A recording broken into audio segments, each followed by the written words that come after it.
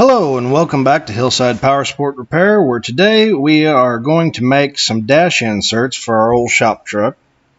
I had previously made some patterns that are fairly close, but this is going into an area that has a little bit of a bend to it, and it's a more complex looking piece than or more complex than it actually looks like, I guess is the right way to put it. We're going to make all of our initial rough cuts using the power shear, which is just a cheapo Harbor Freight-ish unit. And again, these are rough cuts. It's difficult to make a really precision cut here, so we're cutting a little bit big on purpose, knowing that we're going to have to grind, sand, or file being my preferred method, all of these aluminum parts down to shape/size. As we go, you'll notice it's kind of difficult to make any partial cuts with this. That's not a full width cut with something on the far side of it. It's best to get as close as you can with your initial cut while still allowing enough room for you to sand to fit, or in this case file to fit is what it's going to end up being. Now, a lot of steel panels are filed to fit within custom shops as well. I took street rod and custom fabrication when I was at Wyotech, and that's one of the things that we did was file a sheet metal part to fit. I know it's not the fastest method, but a file is nice and long and takes even amounts of material, and you'll see in your fit up here that this isn't a perfect fit, and a file is a good way to sneak up on it because it's real hard to put material back on some sort of a sheet metal compared to taking it off. We've got the piece clamped here between a couple of boards.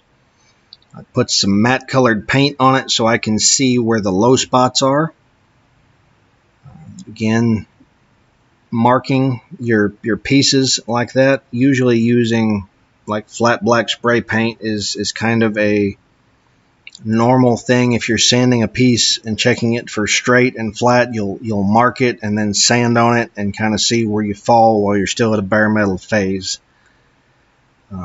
That works better than doing like a primer or even applying a skim coat of Bondo. This will give you a more accurate representation. And I was hoping it would show up better on the camera than what it did. And now we're falling into what is a file and then test fit thing, and we're going to do this several times. We are also going to file all of our corners where we made multiple cuts. As you can see, even with a little bit of a bend in it, that doesn't work for us. So we're making marks, and I'll put a tracer that runs back. See how it's much larger than the amount actually needed to be taken off. And we're just going to file it until it is kind of uniform with the other contours and works with it. And we'll be pretty dang close, especially for a shop truck. This will be an amazing piece. For a show car, it would be probably a little bit off by my standards. And moving forward, again, I'm transferring the marks to the back side of the piece, as I am right-handed, and this is where it fits best for me to work on it. You can hear the hound dog barking in the background.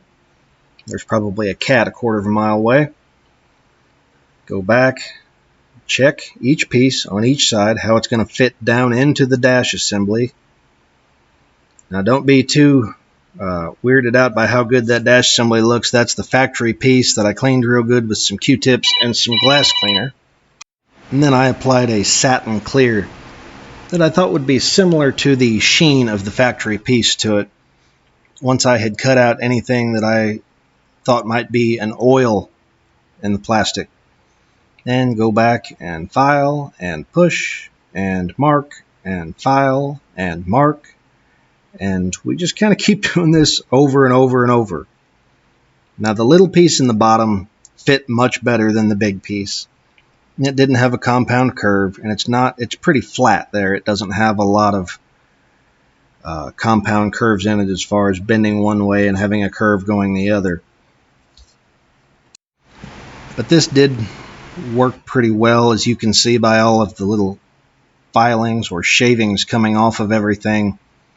We did remove a fairly large amount of material in a fairly short time, and then went back with the sander These are just cheapo sanders I've bought at sales and stuff over the years.